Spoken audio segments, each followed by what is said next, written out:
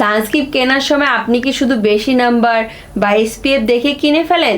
আপনি কি ভাবছেন এসপিএফ 50 মানে এটি এসপিএফ 30 চেয়ে দ্বিগুণ সুরক্ষা দেবে?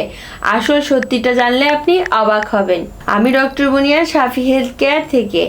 এসপিএফ বা সান প্রোটেকশন ফ্যাক্টর মূলত আমাদের আল্ট্রাভায়োলেট রশ্মি থেকে বাঁচায়, যা স্কিনকে পুড়িয়ে ফেলে। এসপিএফ 30 সূর্যের ক্ষতিকর রশ্মির প্রায় 97% ব্লক করতে পারে, আর এসপিএফ 50 ব্লক করে প্রায় 98%। পার্থক্যটা কিন্তু মাত্র 1%-এর।